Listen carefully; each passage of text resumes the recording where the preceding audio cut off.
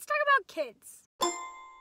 Both Uber and Lyft require that passengers under the age of 18 be accompanied by an adult, and those who are in the age of needing a car seat or booster seat, that they be in it and properly fastened. The laws regarding car seats and booster seats vary by state, so make sure to check your state's laws.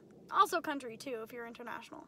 Booster seats can be required up to a lot older than you think. And while a parent may ultimately be responsible, depending on your state, you may be held liable. Not only are you at risk of a ticket, you could be putting that child's life in danger. Not to mention that if you get into an accident, the insurance will take any opportunity they can to not cover you. Some drivers may keep a car seat or booster seat with them in order to provide for passengers. Other drivers think that that is additional liability. I personally think it might be hard to argue in court that having a faulty car seat is better than not having a car seat, which is what the parent would have wanted to do in that situation.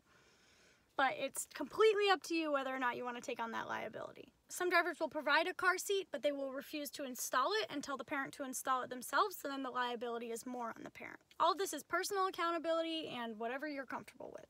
A bigger issue, and one that is a hot topic in my area right now, is unaccompanied minors. No one under the age of 18 is allowed to have their own account. There have been programs in specific areas where someone under the age of 18 can have an account, but it is a separate thing, and you will know if that is the case. Not only can someone under the age of 18 not have their own account, they are not legally allowed to use someone else's account, either on Uber or Lyft. Even with a parent's permission to bring a child somewhere, you still may have liability issues.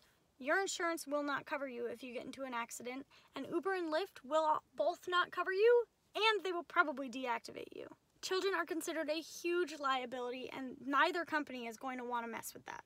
In my area, there's been a parent whose child was driven somewhere, and they are furious about it. And now there's a bit of a rumor that the police might be doing some sort of sting operation, because bringing a child somewhere without the parent's permission is illegal. If you are concerned that you may be bringing an unaccompanied minor, I recommend checking their ID. I know this seems ridiculous, but it's absolutely valid, and you are allowed to do it on both platforms. All you have to do is say, "How old are you?" And usually they will just tell you the truth because they don't know the rules. But if they lie to you and you want to confirm, you are allowed to ask for ID. If you do not believe that they are over the age of 18, it is totally valid to cancel the ride. Canceled rides, the passenger is not able to rate you, and I recommend reporting the situation to Uber or Lyft. Of course, you should use your discretion. Now, I'm recommending what I think you should do based on the rules. There are always going to be situations where you may want to bend them, and that is totally up to you.